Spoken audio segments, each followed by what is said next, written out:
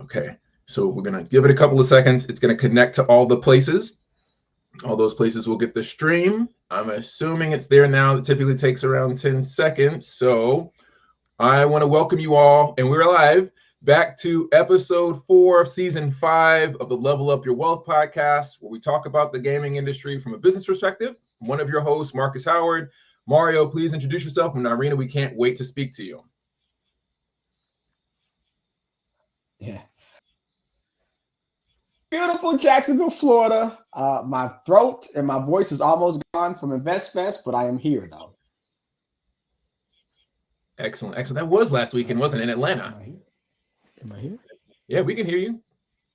Yes, hot Atlanta. So Mario, yeah, hot Atlanta. Are you back from Atlanta, right? You're in Jacksonville, back from Atlanta? Yes, I am back.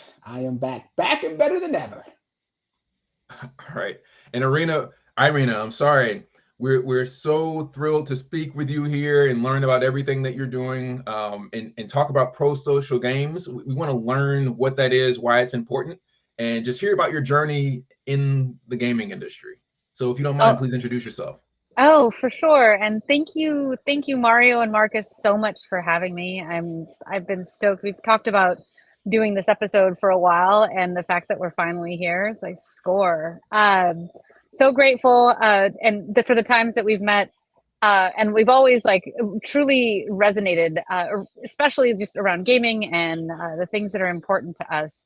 But the short story is that I've been working in games for 25 years. I spent the first half of my career working in MMOs, massively multiplayer online games.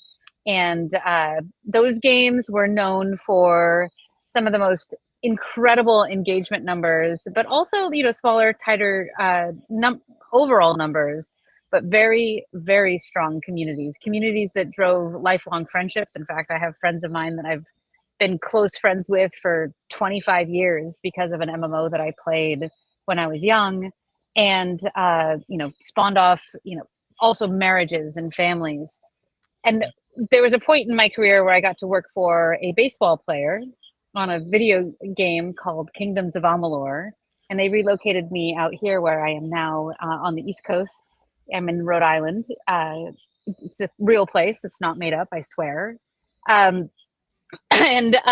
we wanted to work and make the greatest game of all time, and it was another MMO, and that company actually spectacularly failed, as did the entire MMO industry. I don't think that there's been like an MMO to that scale ever released since then, though there have been some out of the Asian market. But from that point, I actually was on maternity leave when the company went bankrupt. And so I picked up some work. I learned how to form my own small business. I became an entrepreneur.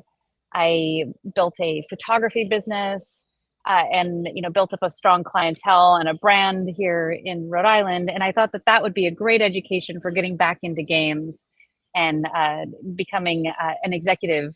And I've worked on mobile games as well. I've worked on games like Game of Thrones Conquest, as well as another game that recently released called Monopoly Go. And prior, little game Monopoly Go. Just a little game. I was there for a very short time, but I had a very impactful role, and the game has done very well. I'm really proud of the team and the work that they've accomplished, and the size, the sheer size of that product, and how the marketplace has just welcomed it. But that experience in mobile games made me realize that there's so much opportunity there, but the games that we make in mobile just don't quite cut it as games. And so not just because of that reason, but that is one of many, we formed Unleashed Games, myself and my co-founders, who are deep fans of MMO and social games. And we wanted to make a company that made games that bring people together.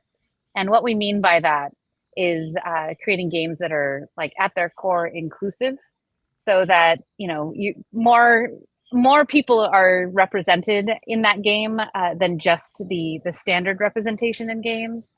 But also the by pro-social, what we mean is that we wanted to make gameplay loops that actually help encourage people to form better relationships with the people that they play with.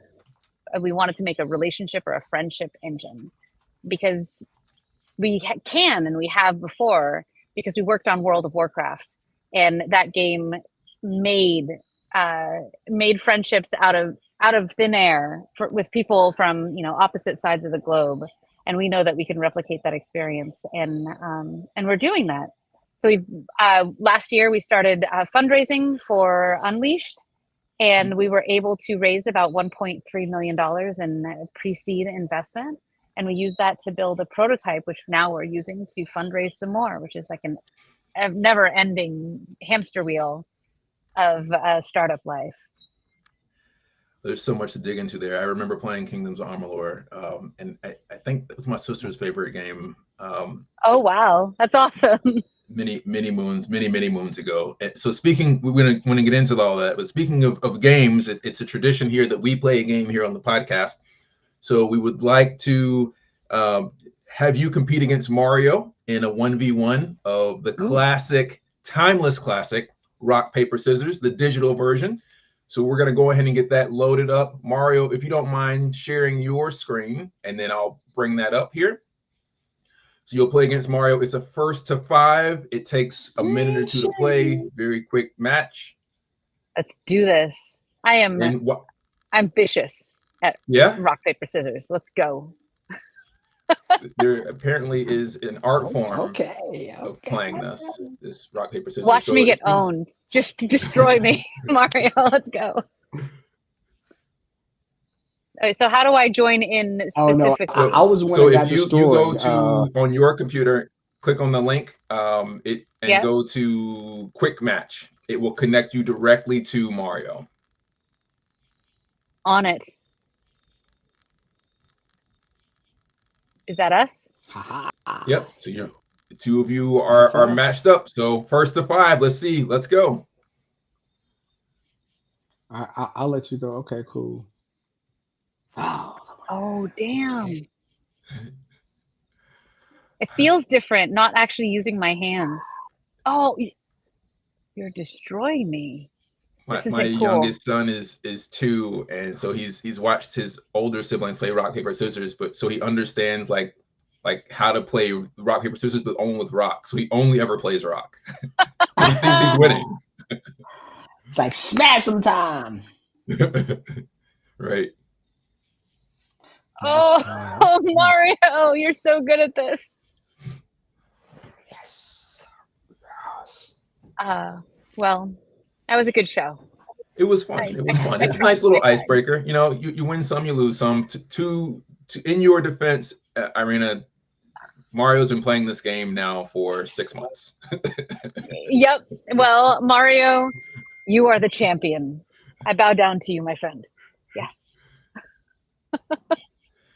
So Kingdoms of Amalur, it was online as well.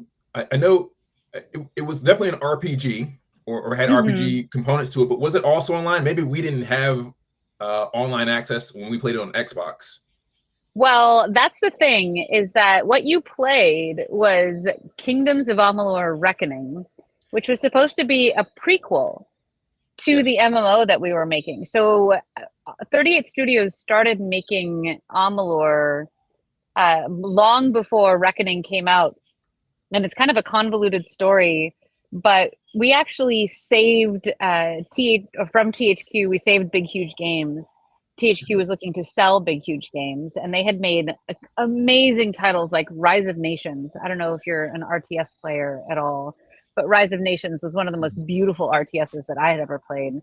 And they were working on a single player RPG with their own IP, and it wasn't quite jiving. I had come in shortly after the acquisition, and we were doing some user testing, and like the world, it just wasn't resonating with players. So what we did was we had author R.A. Salvatore extend the world that we were building for the MMO. And the MMO itself, like, we had like the most incredible wiki. It was like 4,000 years of history, 11 races, an entire like continent of cultures and characters that we had developed. And Reckoning happened, I think, 3,000 years prior to the action of the MMO. So we like made a really like clear separation. And we basically back built their game into the IP that we had developed and the world building that R.A. Salvatore had created. And it was so good. The way that they did that adaptation. So there was no online play particularly for that game, but it was supposed to be like a teaser for the world that we had created for Amalur, that world that nobody's ever going to see. It's so sad. And for those of you who haven't seen it, this is the cover art, Kingdoms of Amalur: Reckoning. When you said Reckoning, as soon as you said it, I was like, oh yeah, it was Amalur: Reckoning, and it ended up being a single player experience. I remember, is it Kurt Schilling? It was. Yeah. Kurt Schilling baseball player, the founder from the Boston Red Sox. He was the one with the bloody sock. The bloody sock. Yeah. Did he run for? Did he run for like office, or was it senator, governor, or something? Something, I don't know. Oh, he got involved in politics, but we won't talk about that. we won't talk about that. Okay. He's. You can go your own way. Like he did his own thing. I respect that. But we at 38 we had hands down the best team that working at Blizzard was pretty phenomenal, but at 38 Studios we had the best of the best. In fact, one of my favorite people from 38, DeMarcus Holbrook, is at Blizzard now working on Blizzard games, and he's one of the most talented environment artists. If y'all don't know him, you all should look him up because he's done some incredible work. I think he's working with the WoW team right now, but he was working on the unannounced survival game as an environment lead. He had designed all these incredible environments for the Amalur MMO. Like we had this concept of a city on the back of a turtle. Like, and he'd drawn it out, and then he modeled the damn thing, and then like animated it. Wow! Like, could you imagine like walking onto the back of a giant turtle? That was like 20 years ago, right? I should have kept it. Yeah, 2012 is when the company went bankrupt. Yeah. So, wow, ancient history. But there's a Disney movie now where I think that there's like they live on a turtle or something. Oh, which Disney movie is that? I haven't seen it. I don't know. It's like if it's Wish, I haven't seen that one. I'm gonna spoil the movie and I forget the name of it, but it's like a remake of another movie. But I guess the movie's like 6 years old now. So if you haven't seen it, basically they're on the surface of this thing and then they like go inside of the thing and then they realize they're being attacked by all these monsters, and it turns out like the monsters attacking them are the immune system of the turtle that they've been living on. Oh, that's cool. That's cool. Anyway, that's cool. That should be its own video game. Yes, it would. Yeah. Wouldn't that be a really cool video game to like being a virus invading a body or an immune system? Like, talk about a tower defense game. Yeah. Here, let's fight COVID. Like game. Yeah. Now you would think games like that would catch like the imagination of game. I'm saying that would be an awesome game, like to catch the imagination of kids. That would be an awesome game. Yeah, absolutely. And you know what? Like, I don't know. Do you have kids, Mario? Yeah. One, do you have kids? Daughter, she's 10. He has one.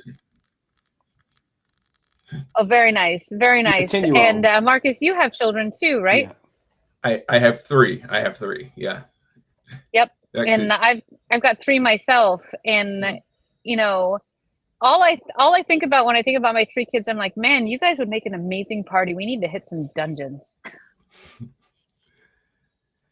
My kids and I are playing, I forget which Kirby game it is, Forgotten World or Island or something, and it's a 4-player side-scrolling action adventure game. And so each of us are able to play as Kirby or any one of the number of like heroes in the Kirby universe, which is great because in the other Kirby game that we have, only one person can be Kirby, and the other person is like half of a cooperative support character that gets dragged along as Kirby moves. And so, as you could probably imagine, that creates a lot of fights. I want to be Kirby. That's the only one who has all the powers. This other one's just like a stand-in.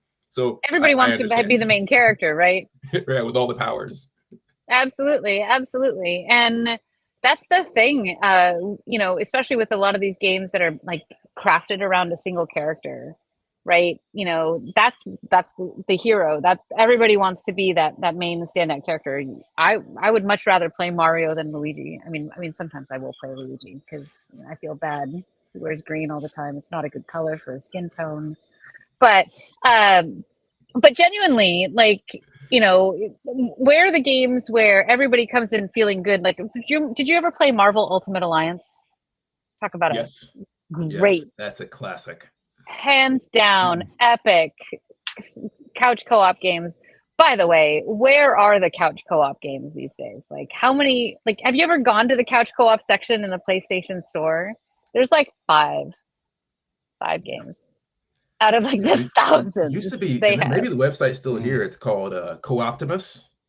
Yeah, and it catalogs like all the couch co-op games that exist across the number of platforms. Where have you been all my life? I'm gonna Co-Optimus. I'm gonna butcher this. The prime source for co-op gaming. Because if you are a co-op gamer, what you need like a tool like that to help you identify and find the couch co-op games. Yeah, these are like the hashtag, the problems we want to solve, because there's just like there's not enough for having that moment where you're all like I don't know. I played a lot of EverQuest when I was younger, and we had a lot of moments where our asses were handed to us by gods, dragons, or, you know, just a really bad pull in a lava-filled dungeon.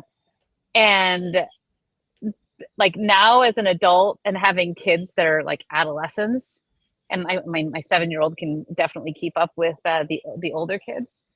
All I want to do is like have those moments with them. I don't want to, I mean, yes, I do want to play with like my friends that are, you know, spread around the world, but like half of the reason why I'm building the game that we're building is because like I think it would be just so much fun to go and like push your limits, push your boundaries, and like go through a high tension, high stress like dungeon experience with your kids and like eke out a win at the end. Could you imagine like the high fives you would have in your living room when like you killed that boss instead of dying? Like, it would be so good. Do you have siblings, Irina? Yeah. I have four brothers and an older sister, but it's awkward, but I'm an only child. Okay. So, you know, I have an identical twin brother. I don't know if you've seen my brother Malcolm, and then my sister is 18 months younger than the two of us. And so like playing couch co-op games was basically the only time we played together nicely. So we played like Hunter the Reckoning, obviously Marvel Ultimate Alliance, you know, Contra on the retro consoles, and so exactly. And so that's why I'm excited about this idea. You talk about, you know, pro-social and building family bonds with video games, because it was the only time we were nice to each other. The only time. Legitimately, you know, my youngest two kids, they're separated by about almost 5 years. And they shared a room until recently. We just moved this week, and they would fight like cats and dogs. Like they were just always on each other's nerves and arguing all the time. And then at some point, I just sat them down and handed them It Takes Two, and I said, "You guys play this." And by the time they were finished with that game, they were best friends. Like they were legit best friends. Why? Because my daughter could go and take her younger brother and throw him into a ceiling fan and like make him explode. They could do these things in like, it was low cost. Like they didn't actually have to punch each other to like make trouble with each other. And they were able to resolve differences and learn the art. And it's an art of like stepping back and letting somebody else do the thing, and then swapping places.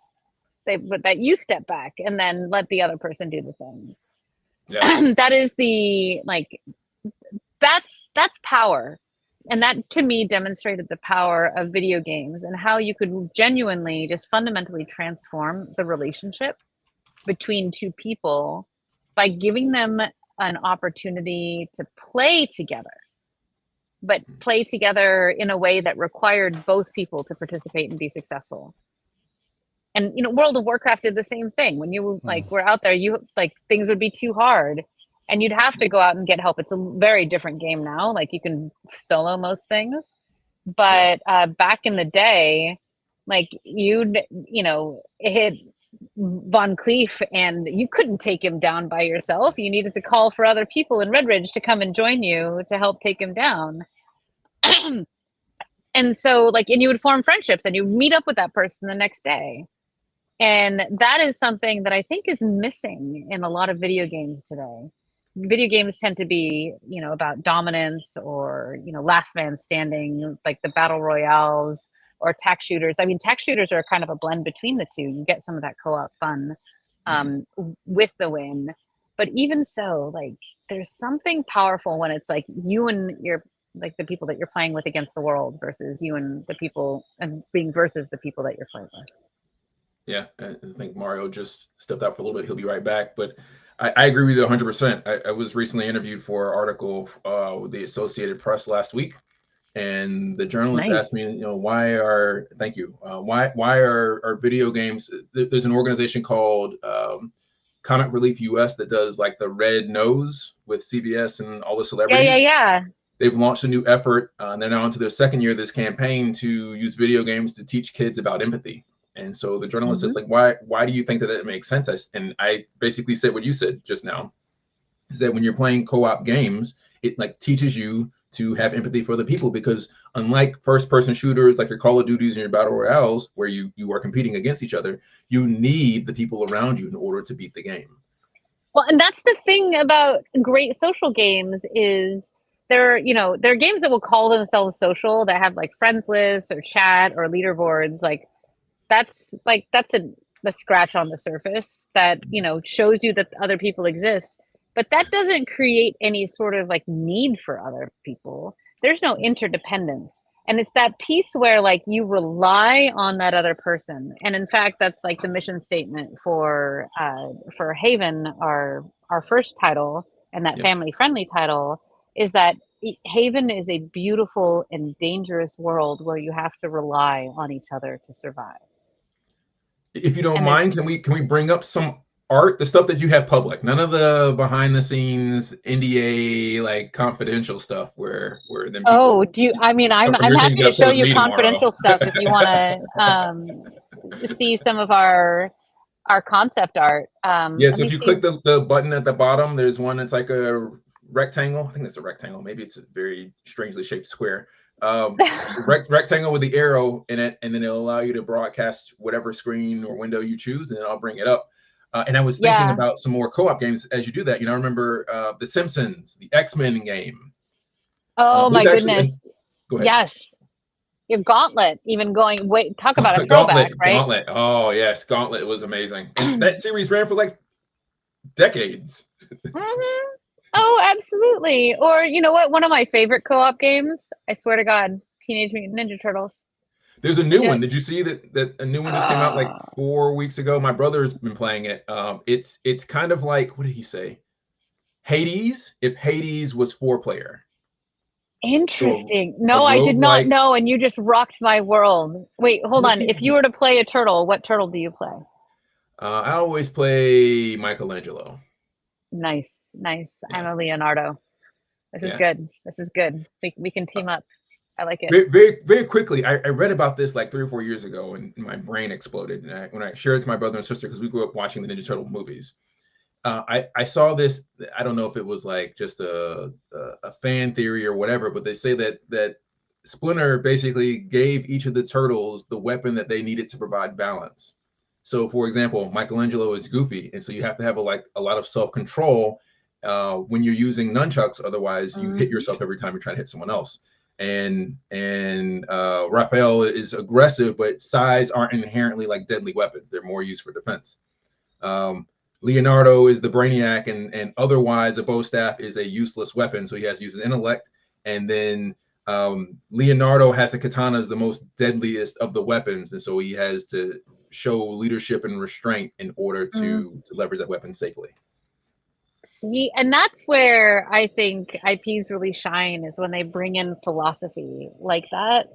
Yeah. Because like it's a way to introduce these really complex topics, especially to kids, or even, you know, I mean, how much did these shows influence us as we were growing up? Right. And the fact that like you can discover this and like it has more meaning to you now as an adult, and it has the same level of impact. Why? Because it impacted you so much when you were young. Like the humans are built to take in the story and to learn through story, and that's what we want to do. And actually, we have some core philosophy concepts similarly from Buddhism that we've brought into the game that we're building. And it's partly, you know, the idea that we want people to build their own mental resilience while playing our game, because we want it to be an exploration of who you are at your core. So when you create a character in Haven, you are taking a personality test, and the game tells you which character class you match with best to kind of inform you. And like you can upload your selfies and get like a, you know, an AI generated version of your character. You know, but then you jump into game, and then you develop your character either with what you were told that you would match more with, or what impulsively takes you. But we want players to discover their own inner hero through playing our game. Because you can, like in a video game, it's an abstraction of life. So like you can go out and risk your life and then just respawn. Yeah. So like you can increase the risk level, and then therefore you like get some really great rewards out of that experience. So that's awesome. This concept art.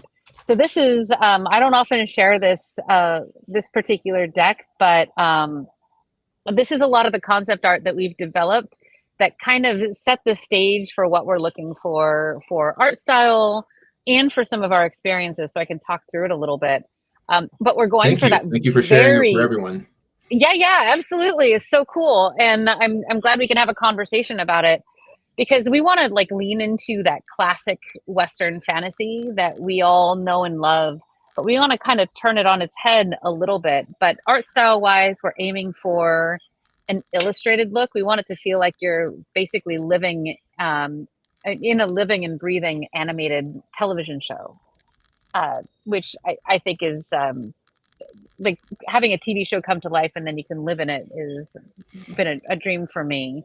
Right. But these are the characters that we developed that really like set the stage for the vibe that we're going for with our game. We want like this hint of anime.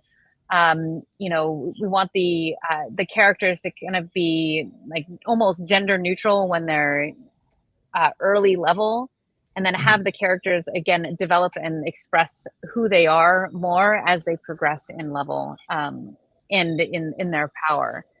And this image actually describes what we imagine to be like an epic battle, where players actually have to work together. You have to summon spells and power together, not just by yourself, in order to fight back these, you know, almost demonic energies or and dark energies that are really trying to just consume reality. But one of the things that we use like this image for is that when we have really intense boss combat, we want the world to kind of disappear in this cloudy haze of magic. Like you're completely surrounded by magic, and you get to like, you know, dark creatures will break out of it, and then you have to summon the magic out of these swirls to kind of control or subdue them. Really, really fun. But again, it like kind of reminds me of Secret of Mana. Yes. Like really, we're going into that like adventure game, into our adventure game roots, trying to bring that forward. Like how can we get like that vibe into like this fantasy MMO context? Another one, this is just an image that we generated based on some of the concept art, or sorry, the mythologies that our writer Angela Hannah Gulen a phenomenal writer and children's television show writer that joined us last year, and she created this entire magical sect of Oscura, and it's this is like supports the storyline of our demo, and it harkens and leans back into Egyptian mythology, and we're really into like those tie-ins with actual human stories and mythologies. This is another example of like kind of the swirling magic clouds and creatures kind of coalescing out of them. This might be a dungeon entrance that appears in our dark forest. We have a zone generator, so literally we just can create content on the fly, and you don't know if a dungeon entrance is going to appear in your zone or not, but we're going to have these like cool moments, and then once you zone in, there will be another generated zone within that, and then you'll emerge out of it once you complete it into another generated zone. It'll be really cool. Right. This is an example of some of our characters that we want to bring into our game. We have these creatures that we call sylphs that are your kind of magical aid, but it's also a character that you progress along with you to kind of be a pet or a mount for you. So characters will have like animals that they can raise with them, but you can kind of get a sense of the art style of the armor that we're going for, the range of what your character can look like, and the types of self-expression that we really want to support. It's beautiful. Yeah, we're super excited. This was actually cool. This is one of our early images of like, what does it look like when you encounter, you know, a shadow infected tree in the dark forest? And like this really was just evocative for us to help drive some of the imagery that we use to develop the look for our zones. And then what does it look like when you come home? Sorry, go ahead. It reminds me of the tree from Fern Gully. You ever see that old movie? Oh, I love that movie. Are you kidding? Yeah. For sure. There's a lot of influence of like you know, classic animation and that vibe in a lot of the work that we've developed. Yeah. So again, you can see here, you know, what does it look like when you're coming home?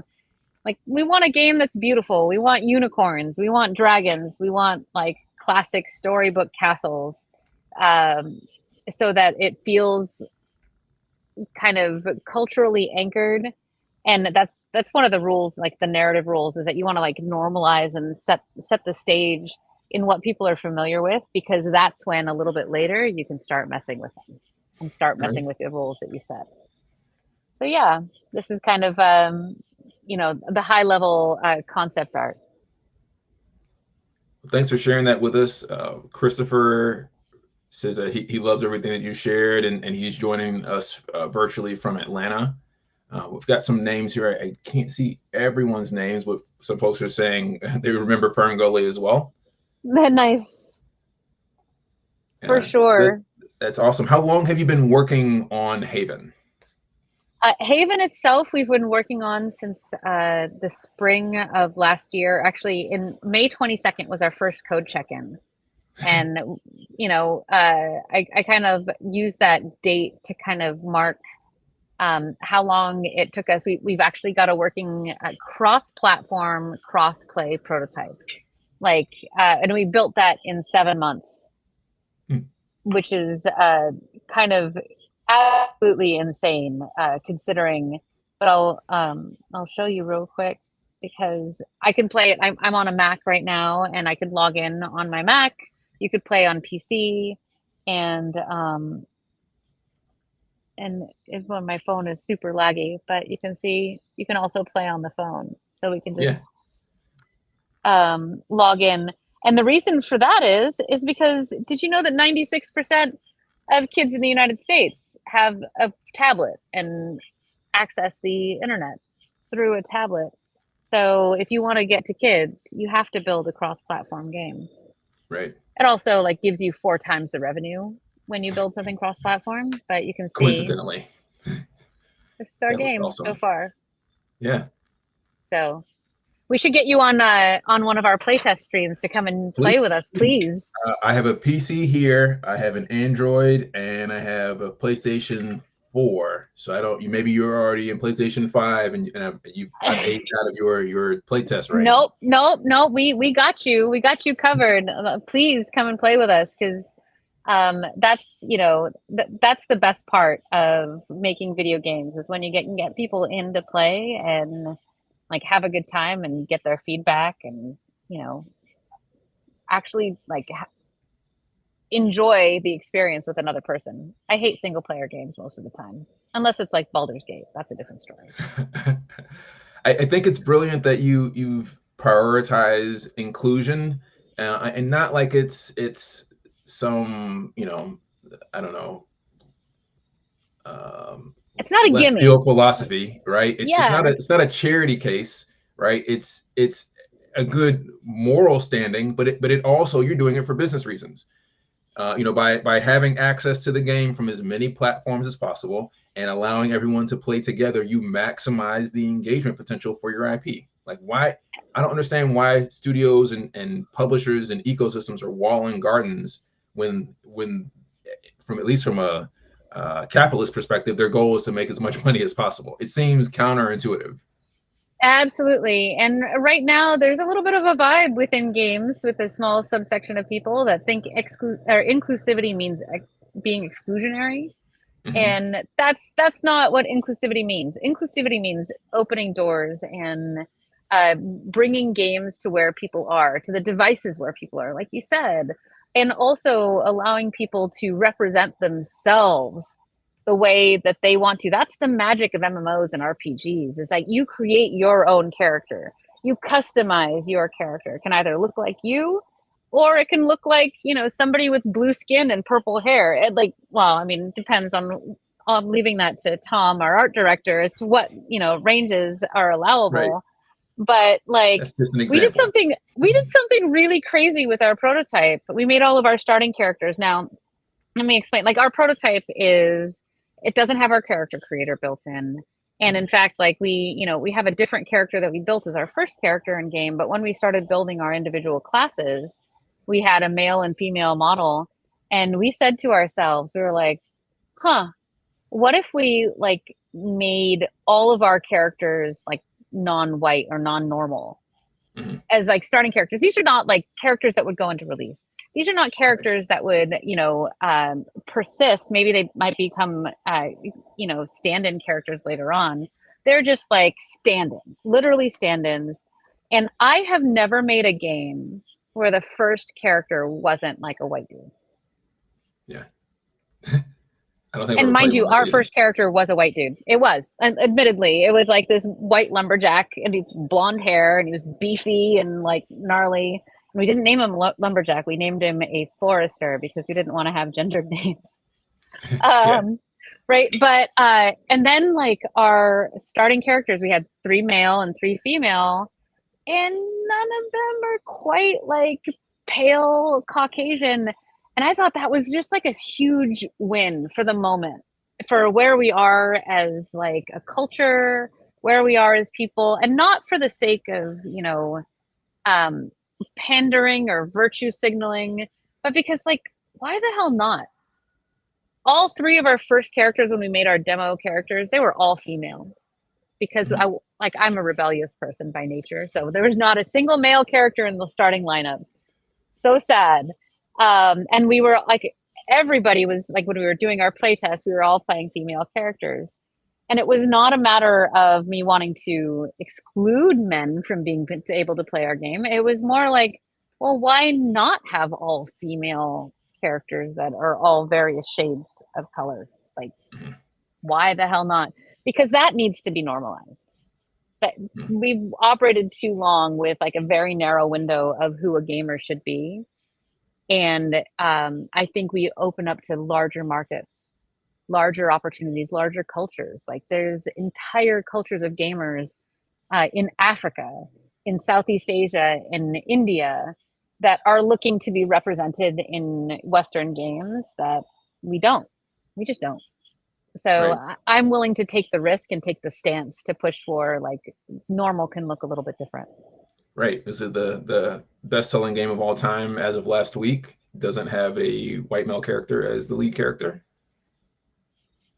Incredible. Like, it's a Yeah. sign of the times. Yeah.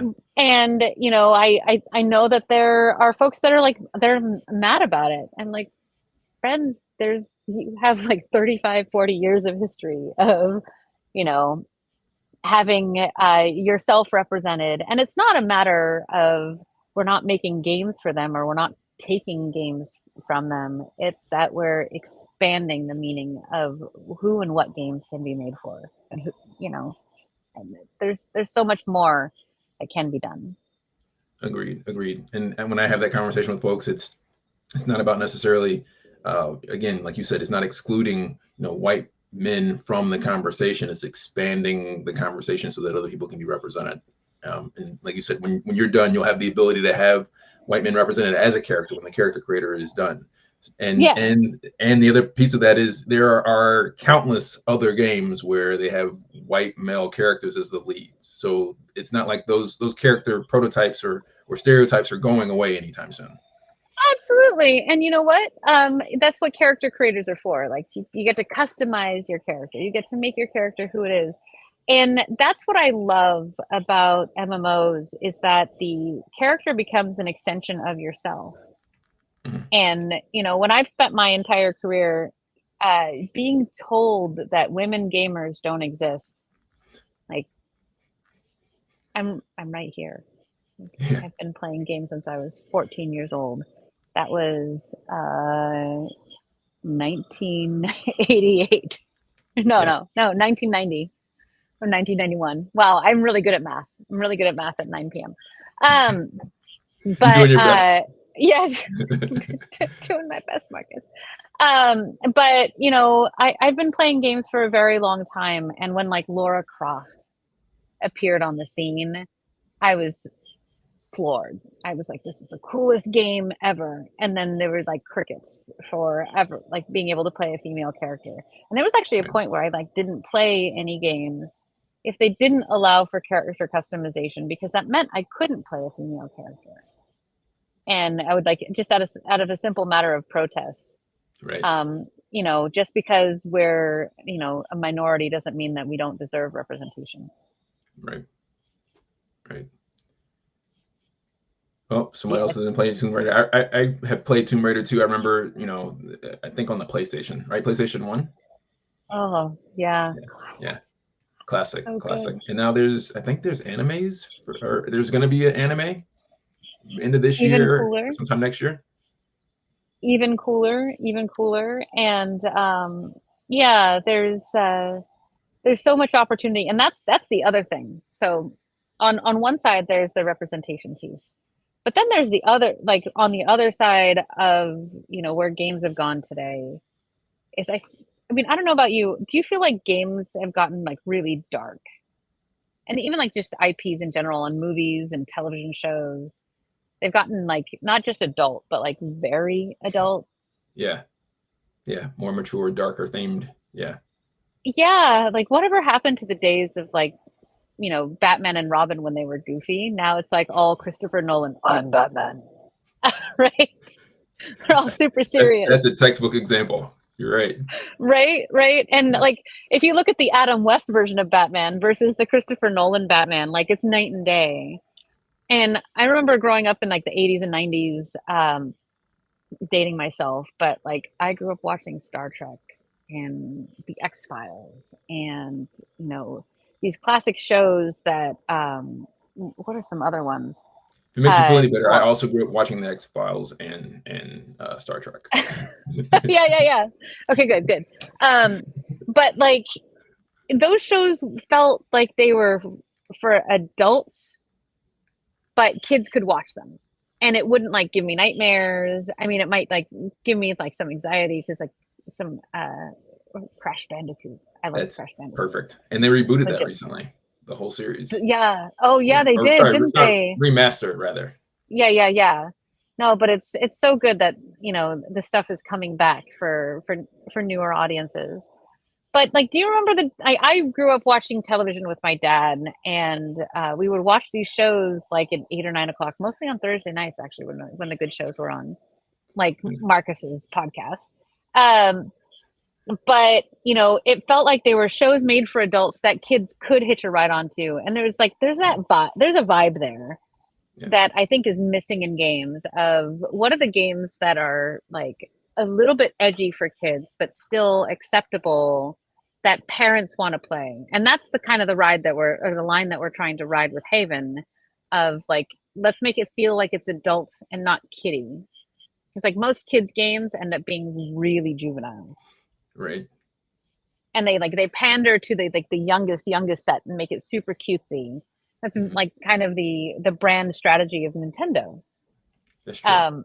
That's true. But where's the other side? Like, you know, when I played, I mean, WoW kind of hits that mark really perfectly.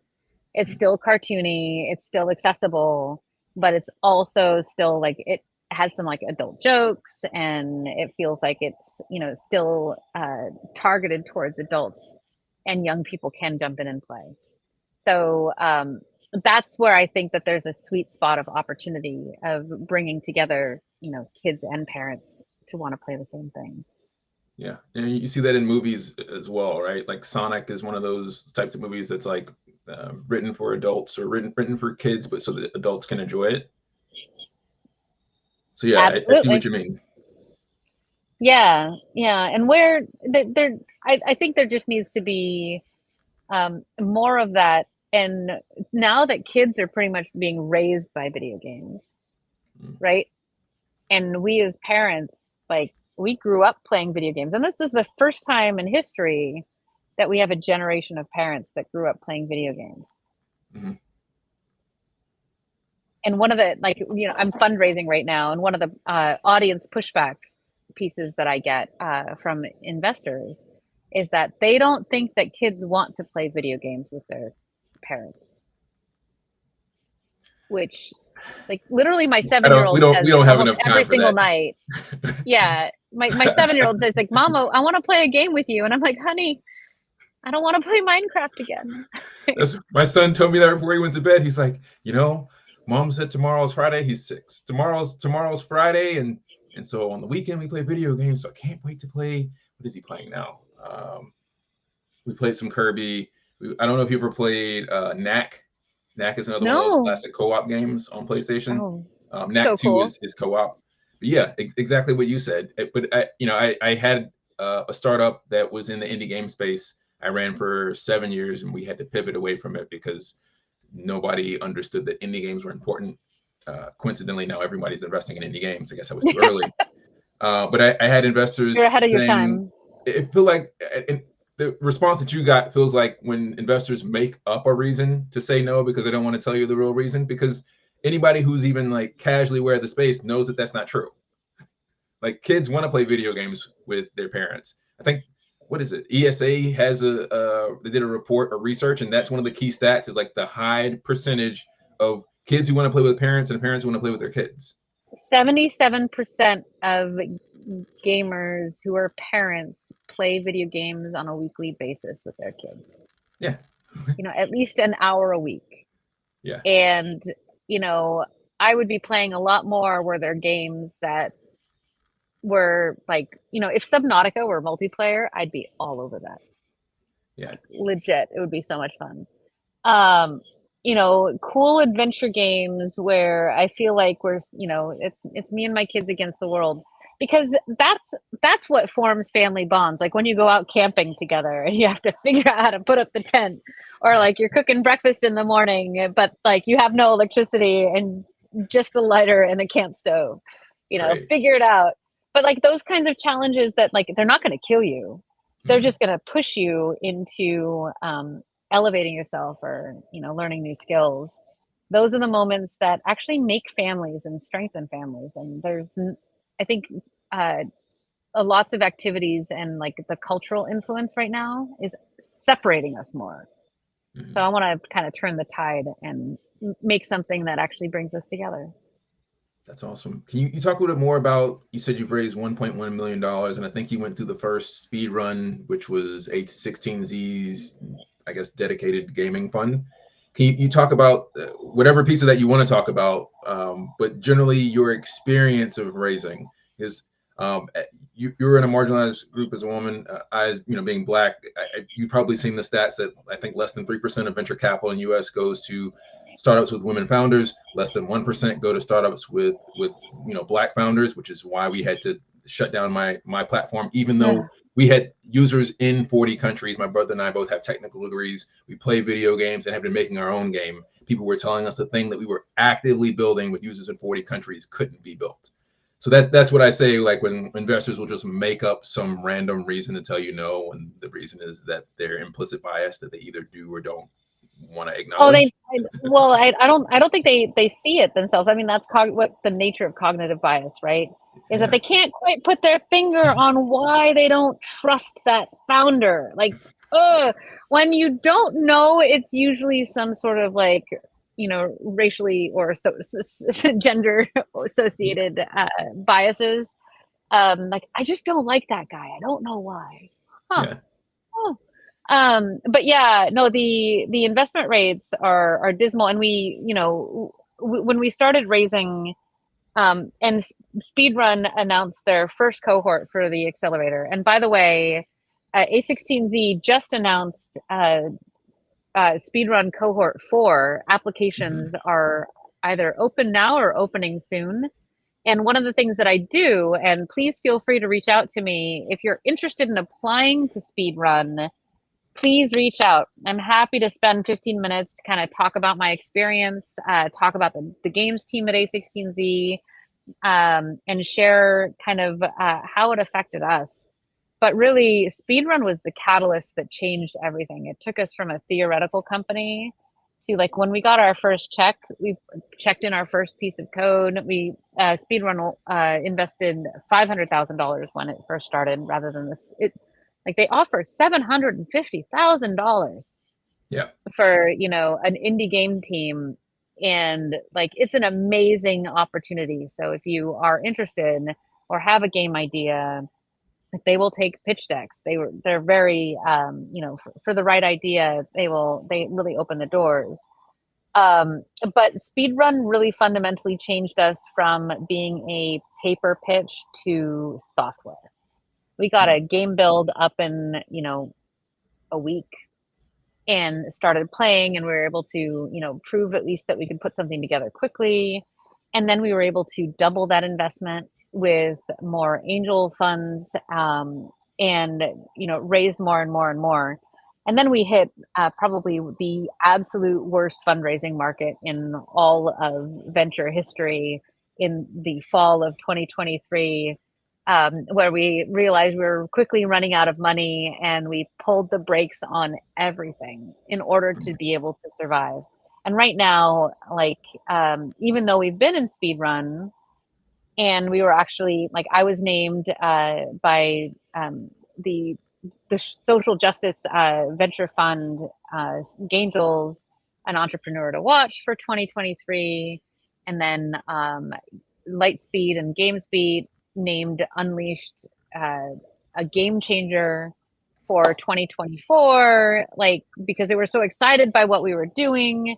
And all of that still made it impossible. Like, we were still, it was impossible to raise at the end of last year. So no matter what the accolades and press and whatever we would get, our logo was flashed on Times Square, like check bucket list item, check off the list. And even so, that wasn't enough to be able to raise our seed round.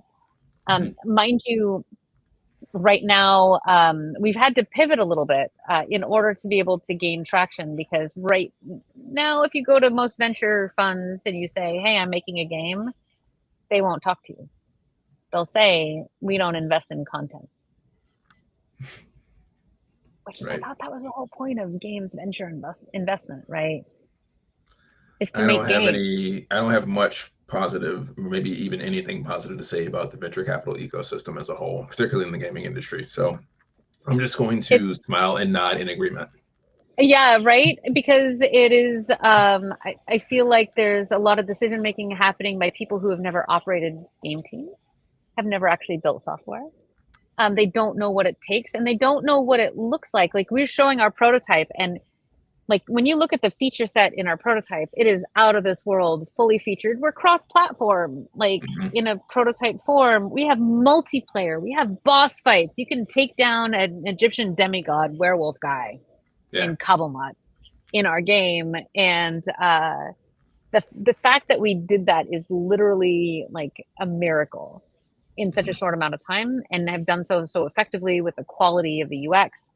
And yet, you know, we get feedback of, well, you're too early. We don't like, this doesn't look like the game that people will want to play. I'm like, yeah, because it's not. It's a prototype. It's a prototype. Do you know what lean development means? Like, you get so much PTSD right now as you're talking. So much PTSD. Nightmares, nightmare material. Yeah. Wake up at 4 o'clock in the morning. Oh God, no hyperventilation for you. It's okay. I'm managing. But the good news is that we actually, and this is something that I can talk about, like the game that we've built was literally built to just get our tech up in place so that we could make multiple games with the same back-end system.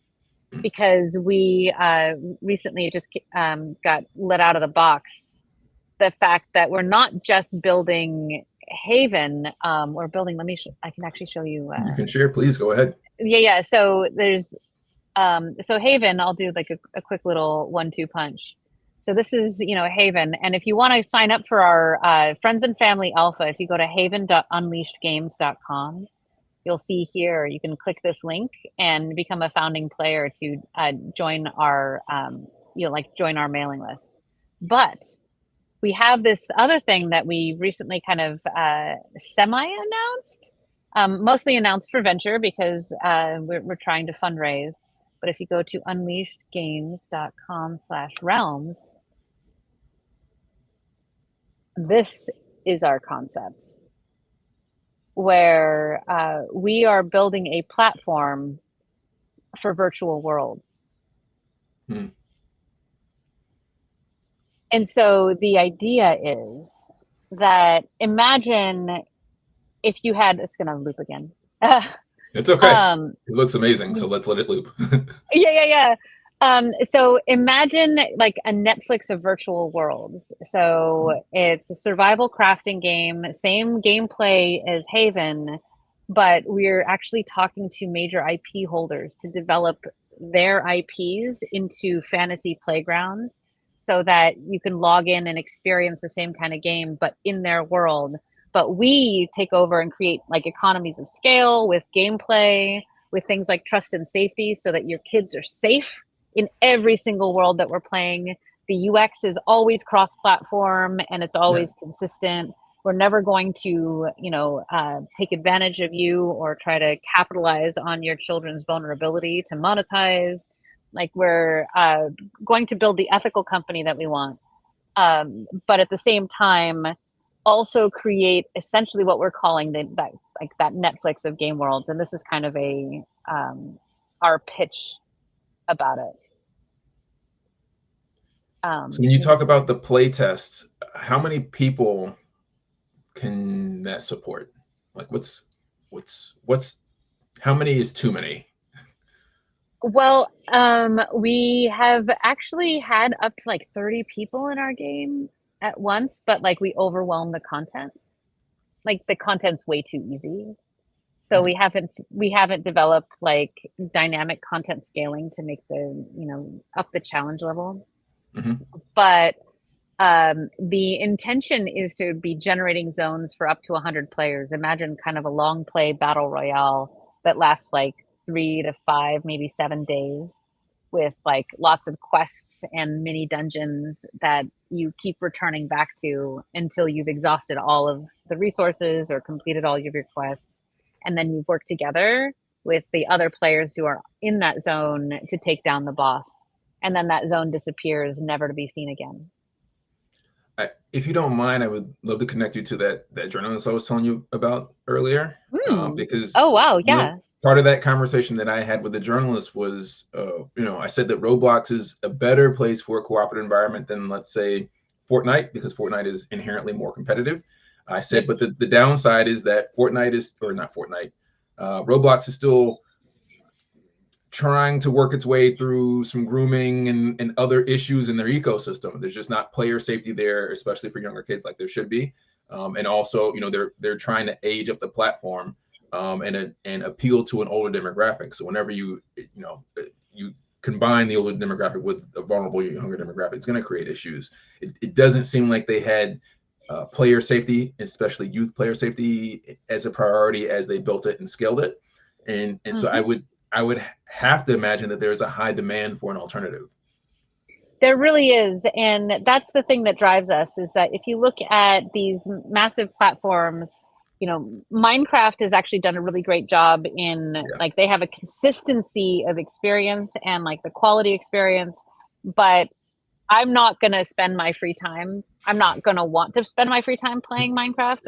Yeah. Mostly because I just end up down like an ADHD focus hole, and I will sit there and I will like just be obsessively moving blocks and wonder why it's 2:00 in the morning. But Roblox, like you said, there's not a lot of standardization, and yet it's been a great proving ground for gameplay loops. Did you know that some of the most popular games on Roblox are RPGs that almost straight up dupe World of Warcraft? That wouldn't surprise me. I've seen some duplicates of like the game mechanics core gameplay loops of like Super Smash Brothers and some other core popular games that were made on traditionally PC like Steam. I think there's also actually even like a genre of companies that basically just take like very popular games that exist on other platforms like Switch or PlayStation or Xbox and then port them essentially into Roblox. Yes, and it's a brilliant play because the audience is there, but that audience is getting older. Yeah. Right. And my 16-year-old babysitter, she will come and play Roblox with my kids, but all of them are like, they want something new because the visual fidelity isn't there, the quality isn't there. But at the same time, my kids are obsessed with a game called World Zero, which is that dupe of World of Warcraft. It's had over 320 million plays. Wow. And I actually got some feedback from a venture capital firm today, actually, that they don't think that modern audiences are into the gameplay style of World of Warcraft, that it's too like, it's a nostalgia play and not actually like what players in modern times want. And I'm like, but what about these numbers? And like, there's an RPG where you play a cat, and it's based off of the Warrior Cats book series. And there's like 65 books. My daughter reads all of these. She's obsessed with them. And she will play her Warrior Cats RPG where all they do is just role play back and forth as these cats in this game world. And she will play it for like days and days and days and days. That game has had over 520 million plays. I was just checking the stats today on the Roblox catalog. Yeah. It's insane. Kids want games like that. Kids want more slower paced games where they have space to socialize and to get to know one another. But parents don't want that to happen unless it's safe. It's safe. Yeah. And so you need both of those pieces in order to create the freedom for kids to be able to play and the parents to feel comfortable with them engaging. And I mean, if it's going to take a mom to go out there and build this platform, like, okay, I'll do it.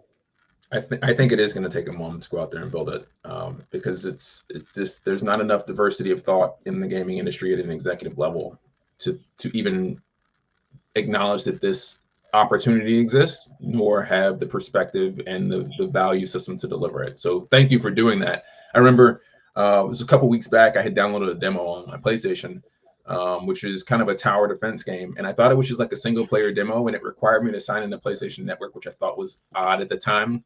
So then I went to the kitchen to go make a snack real quick. And then I heard extra voices on the TV, and I was like, why do I hear that sound? I walked back then, and it was actually like spawning other people, real people from some matchmaking session in. And so as soon as I saw that, I like immediately turned it off. So we're not playing this demo because I don't know these people and I don't want them interacting with my 7-year-old. and it didn't communicate that it was doing that. So I understand exactly what you, and agree with you that, you know, I want my kids to play in that environment. My kids want to play in that environment, but I only want them to play in that if I can guarantee that it's safe for them. Absolutely. And you should be able to create an environment where like you can set the walled garden and say, no, it's just us playing in this space. And then when you all decide to go out on an adventure, if you want to go out into a public space, you can, but then you're there with them. Right. And like, I think actually voice is one of the worst things to happen to video games. I mean, it's great for coordinating for raids, but like you lose a lot of privacy, and you actually reduce the rate of communication between players because voice is such an overwhelming communication method. And once you get more than one person talking, like our brains only have a single linguistic system. Yeah. Like you can't, like, have you ever tried to read a book while somebody's trying to, like, well, your kid's trying to talk to you, or like you're reading something, like reading instructions to like make them the mac and cheese? Like, dude, just please stop talking for a second. 30 seconds. Give me 30 seconds. Right. I like to say to my kids, Mommy needs her brain right now. Can I have my brain? Yes. But genuinely, like when more than one person speaks, it can be overwhelming. And especially these days, as we're recognizing, you know, like people being more on the spectrum than we actually realize, ADHD being a more prevalent thing, especially with some of the mental health challenges that we're culturally facing, and it's becoming more and more of an issue. Voice can actually be detrimental to social bond building. So we're talking about doing things like, you know, if we do support voice, allowing for you to modulate your voice so a kid's voice can be changed to an adult voice. Mm-hmm. And doing so on the fly, and then having AI systems that monitor the voice chat to immediately squelch based on content. You know, because like AI, this is something that I was talking about earlier today in a call, that like AI allows us to monitor multiple streams of data so that we can contextually and appropriately identify things as bad, rather than just relying on a single like F-bomb and saying, oh, you're done. When that F-bomb could have been like, yeah, I just won something. Yeah. So context always matters, but AI allows us to determine the appropriate context, or at least the more meaningful context. And then also, you know, just having chat, you know, maybe it's not even having any voice, and it's, you know, just having speech to text so that the output is always text. Mm-hmm. And then that way it's easier to monitor, easier to control, and easier to prevent any sort of like slip ups. And also there's the protection element of it. And I also think that like social bonds are much better in a text context. I don't know if you ever logged into like BBSs or chat systems when you were younger, but that's how I made most of my friends when I was a teenager. And like, I don't know, I feel like the relationships that I got there were stronger even than some of the relationships that I made in high school, because we would just sit there and like type to each other late into the night. I remember AOL Instant Messenger. Yep. Oh, absolutely. And you probably made some great friends, and friends that you're still friends with to this day. Yeah. Why? Because you just like type in random words to them for hours on end. Right. And there's something to that. And what that does, though, is that once you get into text, the younger set, like they can't read, they can't type, so they're almost instantly protected. That's true. That's brilliantly true. Right? And like you have to go through the filter of mom and dad, because like as on the other side of the story, you know, I'm watching my son watching YouTube Reels on speaker. And like I've literally heard YouTube Reels that are grooming to him, right? Like some of the things that I've seen him like that get fed to him as like YouTube Kids have been shocking. Like where is the responsibility of the technologists to protect the consumers? Like they can't just, you know, allow anything to get thrown out there. And I'm not an advocate for censorship at all, but I'm an advocate for creating safe spaces for everybody to participate. Agreed. Spot on all of that. So we've got some sidebar conversations to have, because I'm excited to dive into more about what you're building and your timeline. I think there's some opportunities to support what you're doing. I wanted to hear, before we close out here, what your thoughts are on equity crowdfunding and or Kickstarter, if traditional fundraising isn't delivering what you need when you need it. Yeah, that's actually something that I've been deeply exploring, and something that I've always believed in, because I also think of employees or people that come and work with us as investors, that instead of giving money, they're giving their energy and their talent, and that is just as valuable as the cash, right? And when you and the idea of building up a fan base and a community around this title and around the types of games that we want to make, and having people be so passionate about it that they want to invest, or giving them a vehicle to be able to invest and participate, not only to help us, but also then to reap the rewards of our success later on. Like, that is super, super appealing. So we've been doing an evaluation of all the different crowdfunding platforms. I've talked to Start Engine, I've talked to Dealmaker, talked to WeFunder, talked to Kickstarter, and actually have helped run some Kickstarter campaigns, some successful, some not. And the hard part is that many of them take money, because you still need advertising money. You still need to get ahead. Yeah. And every platform has its own benefits and detriments. But the thing that I find really compelling about it is to be able to open up the doors to, gamers who want to be able to support in some way, but they don't know how.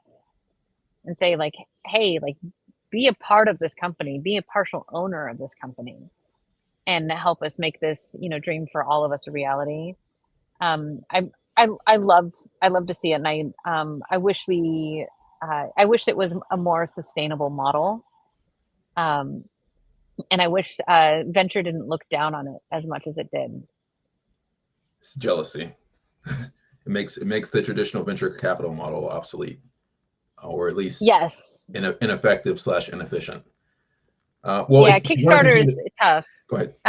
Kickstarter is tough because of like how much marketing it takes and how much prep work it takes. For sure, Kickstarter. And now it's so competitive, and not all of us can be a Stormgate. They had already had a finished game and raised tens of millions of dollars beforehand. But yes, not everybody for sure can do that. Exactly.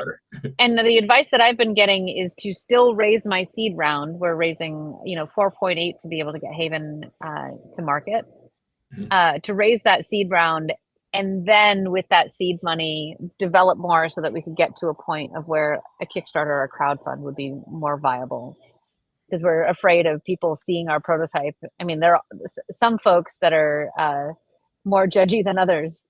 See our prototype and they're like, "What's up with these? With these graphics?" And I'm like, "It's kind of by design." Prototype, but it says it at the top of the screen when you click to play. Prototype.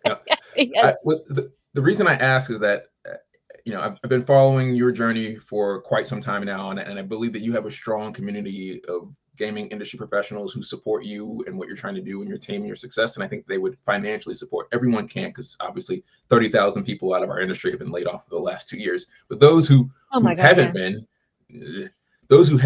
I think would support you. And then I also believe that gamers want to have a financial upside in this passion of theirs, that they're constantly investing their time and money. And very few game studios offer that, other than saying, like, if you want to give us your money, that's fine. You're not going to get anything in return, but the entertainment experience.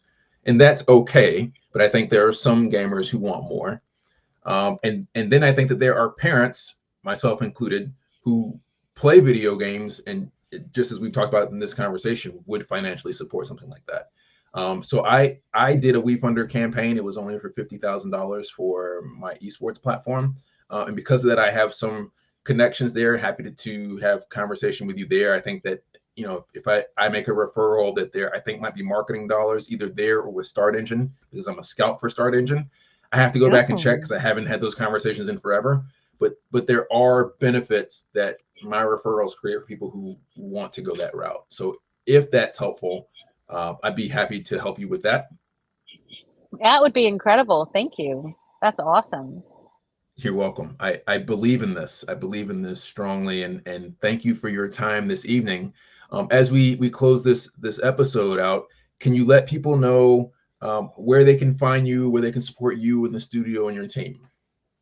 Yes. So the big thing is that every Friday at 2 p.m. Eastern and 11 a.m. Pacific, we stream our game. We play it, and we get a new guest every week to play our game, give us feedback, and you can see what it's like to play through Haven and play through our prototype. And I always give a kind of a company update because I, keep the community involved as if they are investors. So, if you are interested, you're invested and you are an investor. So, that's the way I view it. So come and find us either on Twitch at twitch.tv/unleashinggames, or on YouTube. You can find us. I think that our handle on YouTube is Unleashed GG. Okay.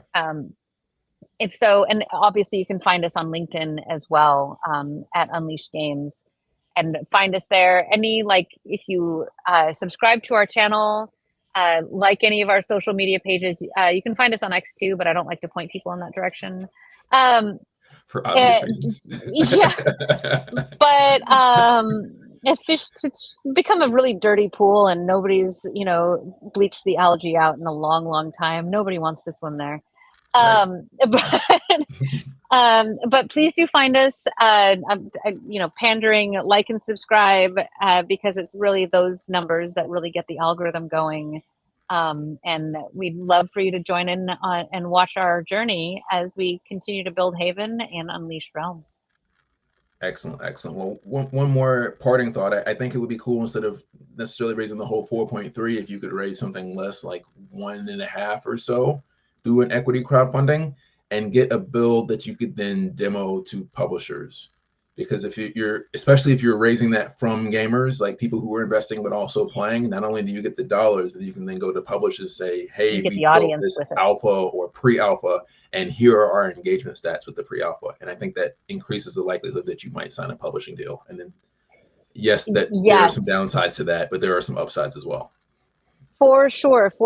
And that's something that we're considering. We're actually talking about raising a smaller $800,000 bridge round right now, to get us to that friends and family alpha, so that we can actually have numbers with retention. And it doesn't take much. And then we can walk into GDC next year with a much, much stronger position and own the place.